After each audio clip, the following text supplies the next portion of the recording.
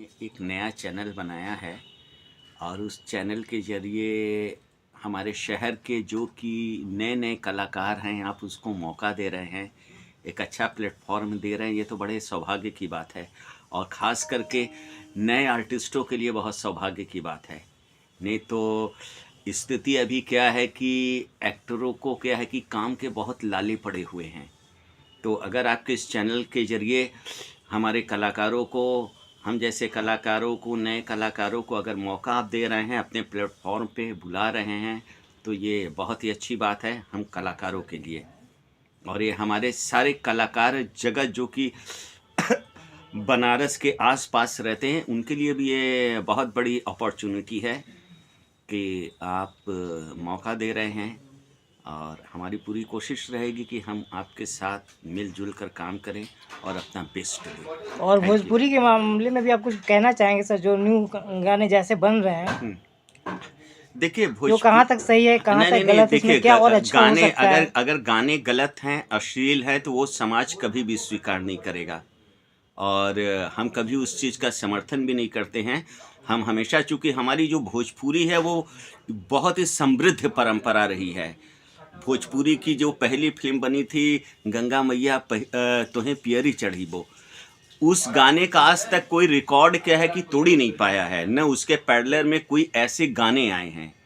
जबकि हमारे क्या है कि भोजपुरी में बहुत अच्छे अच्छे गीतकार, अभी पिछले दिनों हरे राम द्विवेदी जी जो कि भोजपुरी के मतलब बहुत अच्छे लेखक और बहुत ही अच्छी क्या है कि वो कविता लिखते थे, बहुत ही अच्छे गीतकार थे।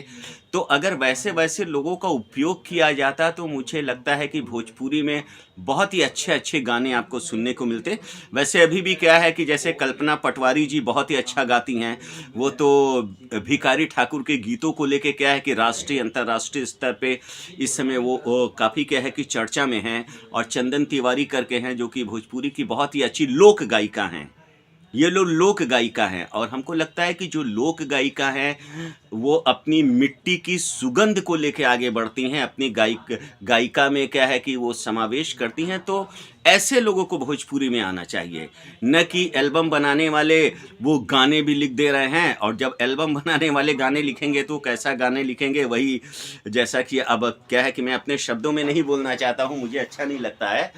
तो वैसे क्या है कि गानों का चलन बंद होना चाहिए, क्योंकि भोजपुरी का मैं बता दूं, जो भोजपुरी का मार्केट है हिंदी के बाद अगर देखा जाए ओवरसीज लेके और नेशनल लेवल पे, तो हिंदी के बाद सबसे बड़ा मार्केट क्या है कि भोजपुरी का है। लेकिन आज जो भोजपुरी की जो स्थिति है तो बहुत दुखदाई है। हम जैसे एक्टर जो कि हम ट्रेंड एक्टर हैं, हम लोगों को क्या है कि भोजपुरी में लोग बुलाते ही नहीं हैं।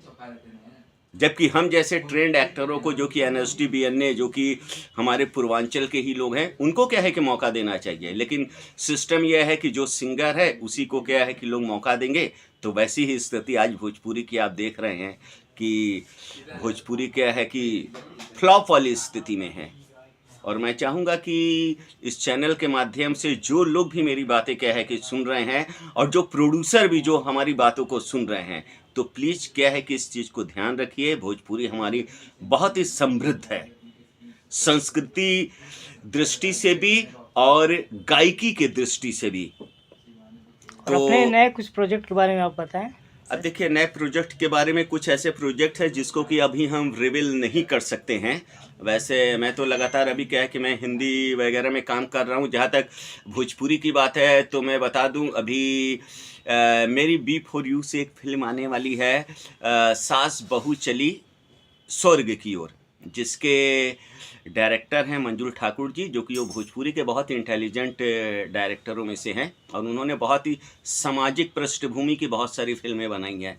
तो ये मेरा सौभाग्य रहा कि पहली बार क्या है कि मैंने उनके साथ काम किया और मैंने उसमें चित्रगुप्त का एक बहुत ही महत्वपूर्ण किरदार किया है। वो बहुत ही जल्दी आपको थिएटर में नज़र आएगी। और उसके पहले मैंने विवेक श्रीवास्तव जी के डायरेक्शन में एक फिल्म थी नालायक, उसमें मैं संजय पांडे जी का छोटा भाई बना हूँ। वो भी फिल्म बहुत ही पारिवारिक फिल्म है।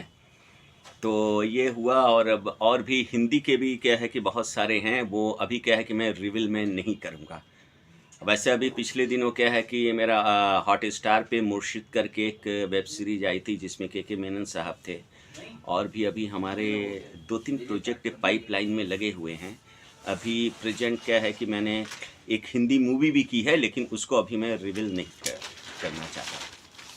ठीक है सुनील सर, आपने समय दिया मुझे, इसके लिए बहुत बहुत थैंक्स आपको। ओके।